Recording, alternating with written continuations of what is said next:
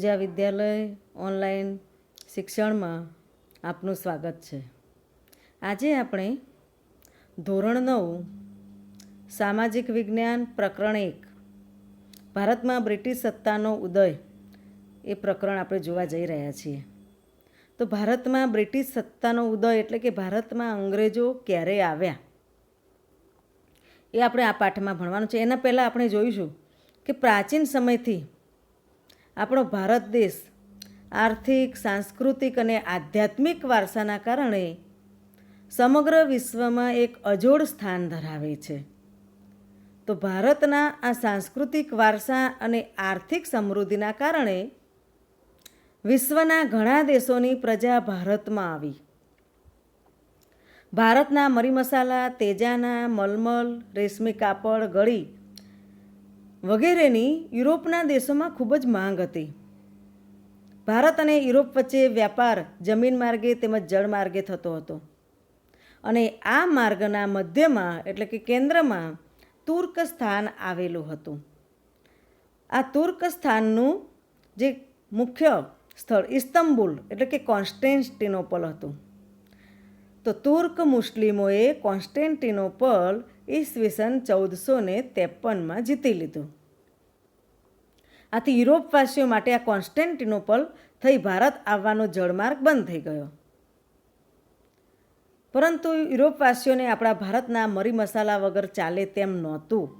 તેથી તેમને નવો જળમાર્ગ શોધવાની જરૂરિયાત ઊભી થઈ અને આમ વિશ્વના ભૌગોલિક સંસાધનોના યુગનો પ્રારંભ થયો.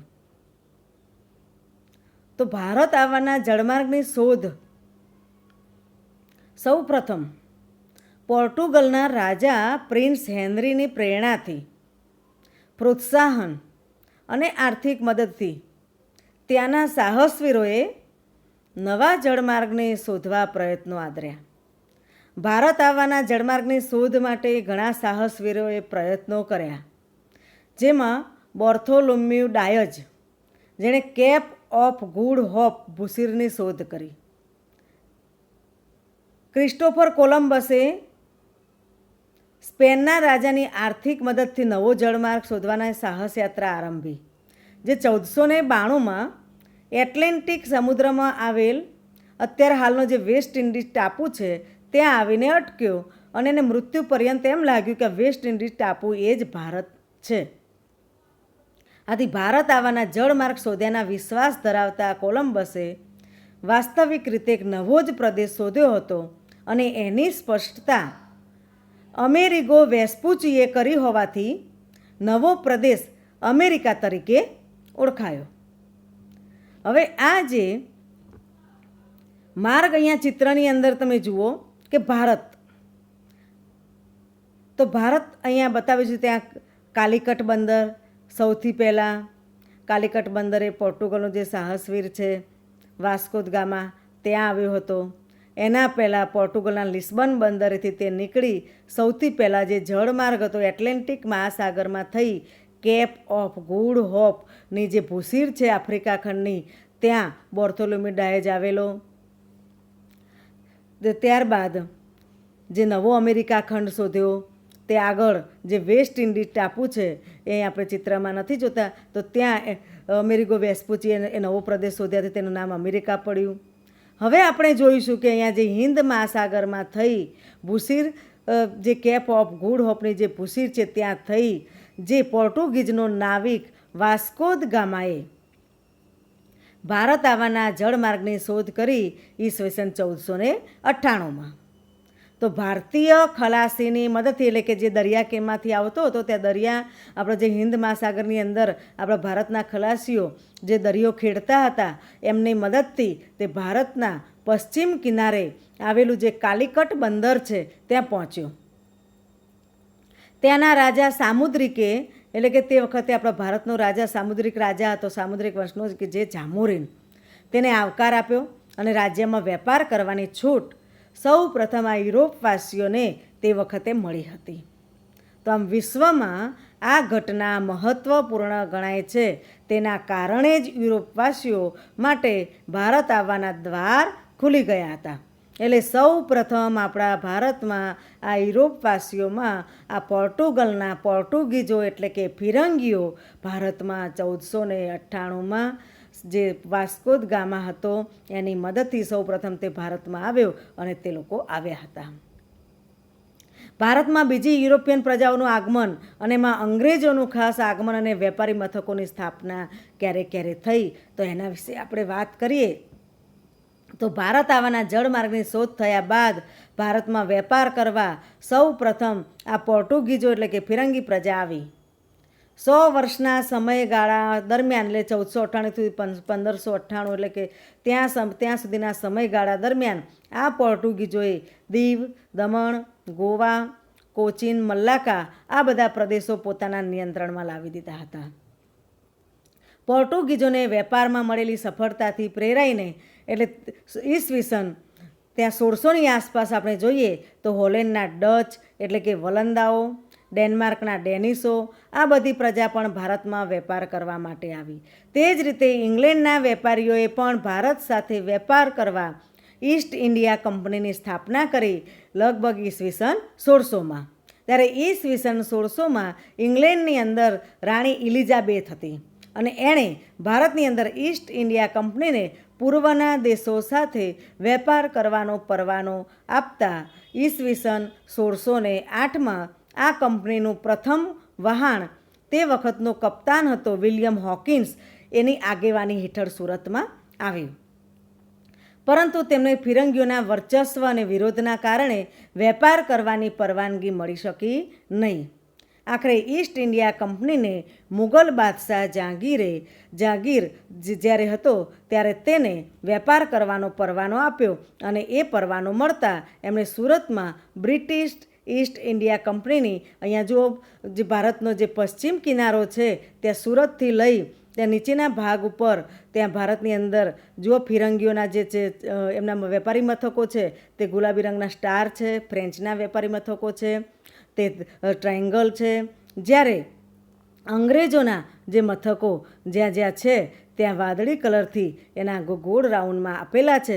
તો આ જે વેપારી મથકોએ આ જે વેપારી યુરોપની પ્રજાઓએ આપણા ભારતમાં વેપારી મથકો સ્થાપ્યા હતા. હવે ઈસ્ટ ઇન્ડિયા કંપનીની પ્રથમ કોઠી વેપારી મથક ભારતની અંદર ઈસવીસન 1613માં સુરતમાં સ્થપાયું. એટલે કે કહી શકાય કે અંગ્રેજોએ ભારતમાં સૌ પ્રથમ પહેલી કોઠી સુરતમાં સ્થાપી હતી. ત્યારબાદ ભરૂચ, અમદાવાદમાં પણ વેપારી મથકો સ્થાપ્યા. પરંતુ આ પ્રદેશોમાં મરાઠી સત્તાનું પ્રભુત્વ વધતા કંપનીને જોખમ દેખાયું. તેથી તેઓ દક્ષિણ અને પૂર્વ દિશામાં આગળ વધ્યા, જ્યાં તેમણે મછલીપટ્ટમ એટલે કે આંધ્રપ્રદેશ, ચેન્નાઈમાં સેન્ટ જ્યોર્જ અને કોલકાતામાં ફોર્ટ વિલિયમમાં કોઠીઓ સ્થાપી અને મુંબઈ ખાતે પોતાનું વડું મથક ઈસવીસન 1687માં સ્થાપ્યું. હવે અંગ્રેજોના પગલે ભારતમાં વેપાર કરવા માટે ફ્રેન્ચ ઈસ્ટ ઇન્ડિયા કંપનીનું પણ આગમન થયું 1668માં. જેણે સમય જતાં માહે, કરાઈકલ ને પાંડિચેરી, ચંદ્રનગર, મછલીપટ્ટમ વગેરે પ્રદેશોમાં એટલે કે ભારતનો જે દક્ષિણ કિનારો છે ત્યાં પોતાના વેપારી મથકોની સ્થાપના કરી. 18મી સદીમાં અંગ્રેજો અને ફ્રેન્ચો વિશ્વભરમાં પોતાની સત્તા સ્થાપવા અને સંસ્થાનો મેળવવા સતત સક્રિય હતા. એટલે આપણા ભારતની જેમ બીજા ઘણા બધા પ્રદેશોમાં પણ પોતાના સંસ્થાનો એમણે સ્થાપ્યા હતા. તો 1746થી લઈ 1763 દરમિયાન આ બંને ભારતની અંદર બ્રિટિશ ઇન્ડિયા કંપની અને ફ્રેન્ચ ઈસ્ટ ઇન્ડિયા કંપની વચ્ચે સત્તા સ્થાપવા 3 કર્ણાટક વિગ્રહો થયા, જેમાં ફ્રેન્ચ ઈસ્ટ ઇન્ડિયા કંપનીને પરાજય થયો. બ્રિટિશ ઈસ્ટ ઇન્ડિયા કંપનીનો રાજ્ય વિસ્તારનો માર્ગ મોકળો થયો. આ સત્તા સંઘર્ષના અંતે ફિરંગીઓ પાસે ફક્ત દીવ, દમણ અને ગોવા રહ્યા, જ્યારે ફ્રેન્ચો પાસે ચંદ્રનગર, માહે, કરાઈકલ અને પાંડિચેરી જેવા પ્રદેશો રહ્યા. એટલે કે દક્ષિણ ભારતમાં તે લોકો રહ્યા અને દીવ, દમણ અને ગોવા એટલે કે આપણા પશ્ચિમ કિનારે આ ફિરંગીઓનું જ્યાં દીવ, દમણ અને ગોવાની અંદર પોતાના વેપારી મથકો રહ્યા અને ડચ પ્રજા કાયમના માટે વિદાય પામી. હવે અંગ્રેજોનું વર્ચસ્વ વધતા પ્લાસીનું યુદ્ધ આપણે જોઈએ તો કેવી રીતે થયું, કયા સંજોગોમાં થયું. તો બંગાળની અંદર એટલે કે જે પશ્ચિમ બંગાળ છે ત્યાં બંગાળમાં સિરાજ ઉદ દૌલાનું શાસન હતું આપણા ભારતમાં. આ સિરાજુદ્દૌલાનો સ્વભાવ ઉતાવળિયો હતો. આના કારણે રાજ્યમાં તેના કેટલાક વિરોધીઓ હતા. આ સમયમાં બ્રિટિશ ઈસ્ટ ઇન્ડિયા કંપનીએ આ નવાબની એટલે કે સિરાજુદ્દૌલાની પરવાનગી લીધા વિના કોલકાતામાં રક્ષણના બાને વેપારી કોઠીને ફરતે કિલ્લેબંધી કરી, પરંતુ નવાબ સિરાજુદ્દૌલાએ કિલ્લેબંધી તોડી પાડી. આ સમાચાર મદ્રાસ પહોંચતા કોલકાતાની કોઠીને સહાય કરવા રોબર્ટ ક્લાઇવની આગેવાની નીચે કંપનીનું એક નાનકડું સૈન્ય બંગાળ આવ્યું. ઈસ્ટ ઇન્ડિયા કંપનીનું સૈન્ય શક્તિશાળી હોવા છતાં નવાબના સૈન્યને પરાજય આપવાનું સરળ ન લાગ્યું. આથી રોબર્ટ ક્લાઇવે દગાખોરીનો આશરો લીધો અને નવાબને પરાજય આપવા ષડયંત્ર ઘડી કાઢવામાં આવ્યું. આ સિરાજુદ્દૌલાનો સેનાપતિ મીર જાફર, શેઠ અમીચંદ આ બધાને કાવતરામાં સામેલ કર્યા અંગ્રેજોએ, અને આ કંપનીએ નવાબ કનડગત કરે છે એવા બાના નીચે પ્લાસી નામના ગામ પાસેના મેદાનમાં યુદ્ધ જાહેર કર્યું. આ પ્લાસીનું યુદ્ધ 23મી જૂન 1757ના રોજ લડાયું હતું. પ્લાસીનું મેદાન અત્યારે હાલ આપણે જોઈએ તો પશ્ચિમ બંગાળથી મુર્શિદાબાદથી આશરે 38 કિલોમીટરના અંતરે આવેલું છે. પશ્ચિમ બંગાળમાં આવેલું મુર્શિદાબાદ, અને આ મુર્શિદાબાદથી 38 કિલોમીટરના અંતરે પ્લાસી નામનું ગામ આવેલું છે, અને ત્યાં આ પ્લાસીનું યુદ્ધ થયું હતું. હવે અંગ્રેજોની પૂર્વ યોજના હતી, અને એ અનુસાર જે યુદ્ધ થયું એમાં મીર જાફર જે સિરાજુદ્દૌલાનો સેનાપતિ હતો એ યુદ્ધમાં નિષ્ક્રિય રહ્યો. આથી સિરાજુદ્દૌલા હારી ગયો અને ક્લાઇવના કાવતરાથી પ્લાસીનું યુદ્ધ ફક્ત અડધા દિવસમાં જ પૂરું થયું. આ યુદ્ધથી ઈસ્ટ ઇન્ડિયા કંપનીને 24 પરંગણાની જાગીર મળી, એટલે કે 24 ગામનો જે કરવેરો હતો એ કરવેરો એટલે કે એ ગામની અંદર જે જાગીર હોય અને વેરો એ આ ઈસ્ટ ઇન્ડિયા કંપનીને ઉઘરાવવાનો એને મળ્યો. મીર જાફરને બંગાળનો નવાબ બનાવવામાં આવ્યો. આમ પ્લાસીનું યુદ્ધ દ્વારા ભારતમાં કંપની સત્તાનો પાયો નખાયો. એટલે કહી શકાય કે અંગ્રેજોએ ભારતમાં સત્તાનો પાયો પ્લાસીના યુદ્ધથી 1757માં નાખ્યો. ત્યારબાદ અંગ્રેજોએ બક્સરનો યુદ્ધ કર્યું. તો અંગ્રેજોએ મીર જાફરને બંગાળનો નવાબ બનાવ્યો. તેની પાસે જુદા જુદા બાના નીચે પુષ્કળ ધન મેળવ્યું, અને વધુ અધિકારીઓ મેળવવાની લાલચમાં ઈસ્ટ ઇન્ડિયા કંપનીએ મીર જાફરને ખસેડી મીર કાસિમને બંગાળનો નવાબ બનાવ્યો. કંપની માટે મીર કાસિમ તો મીર જાફર કરતાં પણ વધારે મહત્વાકાંક્ષી સાબિત થયો. મીર કાસિમનો કંપનીને ડર લાગ્યો, આથી મીર કાસિમને ઉઠલાવી ફરી પાછો મીર જાફરને નવાબ બનાવ્યો. આમ મીર કાસિમ અવધના નવાબના શરણે ગયો. આ સમયે અવધમાં મુગલ બાદશાહ શાહ આલમ આવ્યો હતો. આથી ત્રણેય સંયુક્ત રીતે કંપનીનો સામનો કરવાનો નિર્ણય કરી કંપની સામે યુદ્ધ જાહેર કર્યું. બક્સર મુકામે સંયુક્ત સેનાની સામે ઈસ્ટ ઇન્ડિયા કંપનીને યુદ્ધ કર્યું. ઈસવીસન 22 ઓક્ટોબર 1764માં, જેમાં સંયુક્ત સેનાનો પરાજય થતાં કંપનીને બંગાળ, બિહાર અને ઓરિસ્સાની દીવાની સત્તા મળી. આમ બક્સરના યુદ્ધથી જે અંગ્રેજોને સૌથી પહેલાં જે પ્લાસીના યુદ્ધમાં જે ફક્ત બંગાળના 24 પરંગણાની જાગીર મળી હતી, તો આ બક્સરના યુદ્ધથી બંગાળ, બિહાર અને ઓરિસ્સાની દીવાની સત્તા મેળવી લીધી. આમ કંપની શાસનનો વિકાસ થયો. અંગ્રેજ સરકારે નિયામક ધારો 1773માં પસાર કર્યો, જે કાયદા પ્રમાણે બંગાળના ગવર્નરને ગવર્નર જનરલ બનાવી કંપનીના વ્યાપારી અને રાજકીય હિતો તથા પ્રવૃત્તિઓને સીધા અંકુશ નીચે મૂક્યા, અને તેના નીચે મુંબઈ અને મદ્રાસના ગવર્નર અને તેની કાઉન્સિલરને મૂકવામાં આવી. આ રીતે વોરન હેસ્ટિંગ ભારતનો પ્રથમ ગવર્નર જનરલ બન્યો. તેના સમયમાં મરાઠાઓ સાથે પણ પ્રથમ મરાઠા વિગ્રહ અને મૈસૂરના હૈદર અલી સાથે દ્વિતીય મૈસૂર વિગ્રહ થયો. આ બંને સત્તાઓનો એકસાથે સામનો કરતા ઈસ્ટ ઇન્ડિયા કંપનીની મુશ્કેલીઓ વધી. વોરન હેસ્ટિંગ બાદ ગવર્નર જનરલ તરીકે કોર્નવોલિસ આવ્યો. હવે ગવર્નર જનરલ એક પછી એક આવતા ગયા, અને તેમની અલગ અલગ પોલિસી દ્વારા ભારતની અંદર સત્તાનો તે લોકો વિસ્તાર કરવા લાગ્યા. તેના સમયમાં મૈસૂરના વાઘ તરીકે જાણીતા ટીપુ સુલતાન સાથે ત્રીજો મૈસૂર વિગ્રહ થયો. ટીપુ સુલતાનને હરાવવા કંપનીએ મરાઠા અને નિજામની મદદ લીધી.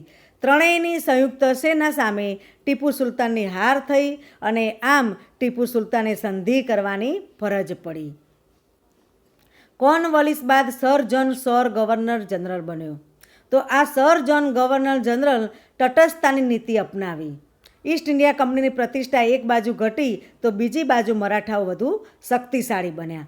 આથી સર જ્હોન સોર બાદ આવેલ ગવર્નર જનરલ વેલેસ્લી અને આ વેલેસ્લીના માથે કંપનીને ભારતમાં સર્વોપરી બનાવવાની જવાબદારી આવી. આથી આ વેલેસ્લીએ સહાયકારી યોજના દાખલ કરી અને આ સહાયકારી યોજનાની શરતો અને કયા કયા રાજ્યોએ તે અપનાવી તે આપણે જોઈએ તો કંપની સરકાર સહાયકારી યોજનાની શરતો હતી કે જે કંપની સરકાર આ સહાયકારી યોજના સ્વીકારે તો તેને કંપની સરકાર તેને તાલીમ પામેલું સૈન્ય યોજના સ્વીકારનાર રાજ્યને આપશે અને આ સૈન્ય રાજ્યના આંતરિક અને બાહ્ય આક્રમણથી રાજ્યનું રક્ષણ કરશે. તેના બદલામાં યોજના સ્વીકારનાર રાજાઓએ લશ્કરી ખર્ચ અથવા તેટલી આવક ધરાવતો પ્રદેશ અંગ્રેજોને આપવો. હવે કંપનીની પરવાનગી વિના રાજ્ય અન્ય રાજ્ય સાથે યુદ્ધ કે સંધિ નહીં કરી શકે. રાજ્યના દરબારમાં એક અંગ્રેજ પ્રતિનિધિ રાખવો. ત્યારબાદ અન્ય વિદેશીને પોતાના રાજ્યમાં નોકરીએ રાખવો નહીં. એટલે કે અંગ્રેજો સિવાય બીજો કોઈ વિદેશી હોય તેને નોકરી ન રાખી શકે. રાજ્યના દરબારમાં એક અંગ્રેજ પ્રતિનિધિ રાખવો. અંગ્રેજોની પરવાનગી વગર રાજ્ય અથવા કોઈ બીજા રાજ્ય સાથે કોઈ યુદ્ધ કે સંધિ ન કરી શકે. આવી બધી યોજનાઓનો સ્વીકાર એને કરવો પડે. તો આ યોજનાઓ ભારતના કયા કયા રાજ્ય શાસકોએ અપનાવી તો એક તો નિજામ, મૈસૂર, અવધ, ગાયકવાડ, સિંધિયા, ભોંસલે અને હોલકર આ બધા રાજાઓને આ કંપની સરકારે એટલે કે અંગ્રેજ સરકારે કોર્નવોલિસની જે સહાયકારી યોજના હતી એની જાળમાં આ રાજાઓને ફસાવી દીધા. તો વેલેસ્લીની આ સહાયકારી સૈન્યની યોજના એક મીઠા ઝેર સમાન હતી. એટલે કે લાગે સારી પરંતુ તે ધીમે ધીમે એની સત્તાઓ તે એમાંથી હડપ કરતી ગઈ. એ આપણે કઈ રીતે કરી તે આપણે જોઈએ. તો આ યોજનાનો અમલ કરી વેલેસ્લીએ ઘણા પ્રદેશો ઈસ્ટ ઇન્ડિયા કંપનીમાં જોડી દીધા. ગવર્નર જનરલ વેલેસ્લીએ ટીપુને સહાયકારી યોજના સ્વીકારવા જણાવ્યું, જેનો તેણે ઇનકાર કર્યો. યોજનાના સ્વીકારનો ઇનકાર થતાં કંપનીએ નિજામનો સાથ મેળવી મૈસૂર ઉપર 1799માં આક્રમણ કર્યું. આ ચોથા મૈસૂર વિગ્રહ દરમિયાન ટીપુ અંગ્રેજો સામે લડતા લડતા મૃત્યુ પામ્યો. વેલેસ્લી બાદ ભારતમાં ગવર્નર જનરલ તરીકે હેસ્ટિંગ આવ્યો. તેણે નેપાળ સાથે યુદ્ધ કરી ગુરખાઓને લશ્કરમાં સામેલ કર્યા. પિંઢારાઓ સાથે યુદ્ધ કરી તેમને અંકુશમાં લીધા. ત્રીજો મરાઠા વિગ્રહ કરી કંપનીની સર્વોપરિતા સ્થપાઈ. વિલિયમ બેન્ટિક ભારતમાં આવનાર અગાઉના ગવર્નર જનરલોની સરખામણીમાં જોઈએ તો ઉદાર ગવર્નર જનરલ તરીકે ઓળખાય છે. અગાઉના ગવર્નર જનરલોએ અપનાવેલી સામ્રાજ્યવાદી નીતિથી રાજ્યમાં જે અસંતોષ ઊભો થયો હતો તે અસંતોષમાંથી એકતા ઊભી ન થાય તે માટે ઉદારમતવાદી કાર્યો કર્યા. હવે ભારતમાં ગવર્નર જનરલ તરીકે ડેલહાઉસી 1848માં આવ્યો. તે ઉગ્ર સામ્રાજ્યવાદી માનસ ધરાવતો હતો. તેમણે સામ્રાજ્યવાદી નીતિને પોષવા અને કંપનીનો રાજ્ય વિસ્તાર વધારવા આ ડેલહાઉસીએ જીત જપ્તી અને ખાલસા નીતિ અપનાવી. તો ડેલહાઉસીની ખાલસા નીતિ કેવી હતી? તો આ ડેલહાઉસીએ યુદ્ધ દ્વારા પંજાબ અને પેગુ ખાલસા કર્યા.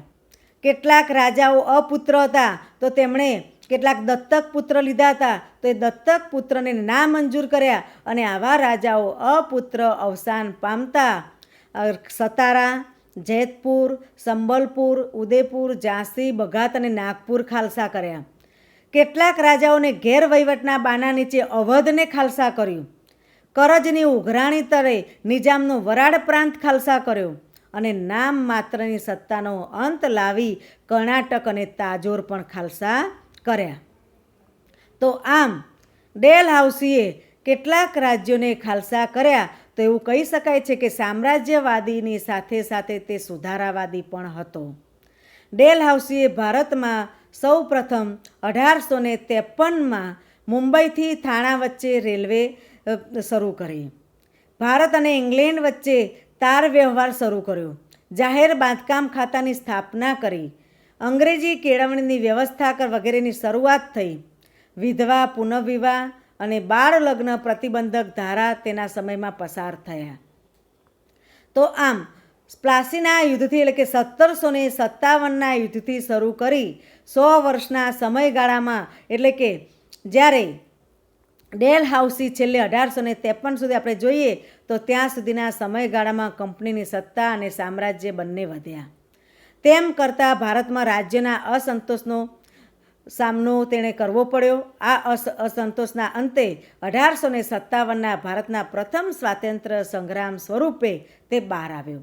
વિદ્યાર્થી મિત્રો, આપણે પહેલા ભાગની અંદર આ અંગ્રેજોએ એટલે ગવર્નર જનરલમાં છેલ્લો જે ડેલહાઉસી હતો ત્યાં સુધી ભારતમાં કેટલો વિસ્તાર થયો, એમણે કયા કયા બાના હેઠળ ભારતમાં પોતાની સત્તા મેળવી, એના વિશે આપણે જોયું.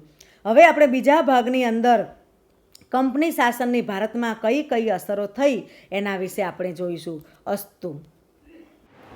વિદ્યાર્થી મિત્રો, યુરોપિયન પ્રજા આપણા ભારતમાં આવી ત્યારે યુરોપિયન પ્રજાના કારણે ભારતમાં એમણે જે સંસ્થાનો સ્થાપ્યા, સત્તા સ્થાપી અને એ 100 વર્ષના ગાળા દરમિયાન ભારતની અંદર જે અંગ્રેજો જે આવ્યા એના શાસનકાળમાં ઇંગ્લેન્ડ માટે જે આર્થિક અસરો આપણે કહીએ તો કાચો માલ પેદા કરનાર અને કારખાનામાં તૈયાર થયેલ માલ માટે બજારની ગરજ સારનારો દેશ બનાવી દીધો આપણા ભારતને.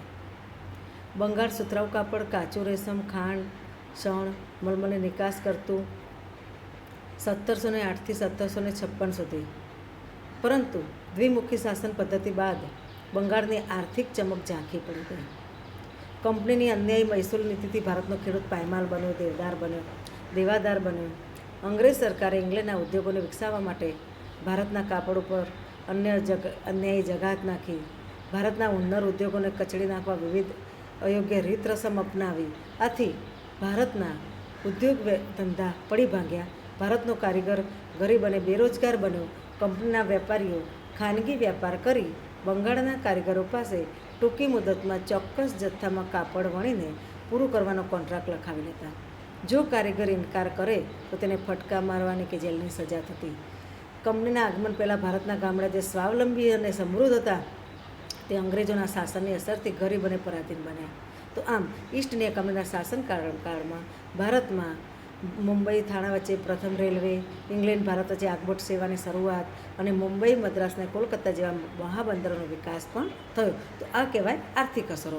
હવે આપણે જોઈએ કે કંપની શાસનની સામાજિક અસરો શું થઈ. તો બ્રિટિશ વહીવટ દરમિયાન ભારતની અંદર જે વર્તમાનપત્રનો વિકાસ થયો, આનાથી ભારતીય પ્રજામાં વિચાર અને વાણી સ્વાતંત્ર્યની ભાવના વિકસી.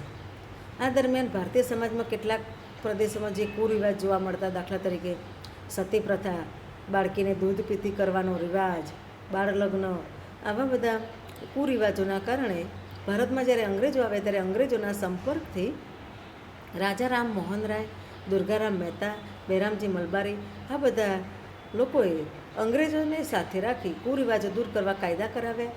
ભારતમાં વહીવટી માળખાનું અંગ્રેજીકરણ થયું અને અંગ્રેજી જાણનાર લોકોની જરૂરિયાત ઊભી થઈ. આથી મેકોલેના પ્રયત્નોથી ભારતમાં અંગ્રેજી શિક્ષણ આપવાનો પ્રારંભ થયો.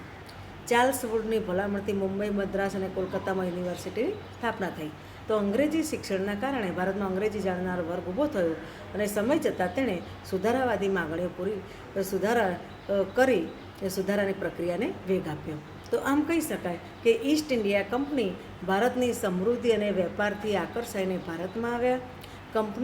ભારતમાં કંપની શાસનને પરિણામે જે નીતિ અપનાવી તે ભારતમાં આવી. પોતાના લાભ માટે જે વ્યવસ્થામાં સંસ્થાનગત સુધારા કર્યા તેનાથી ભારતને પરોક્ષ રીતે લાભ પણ થયો.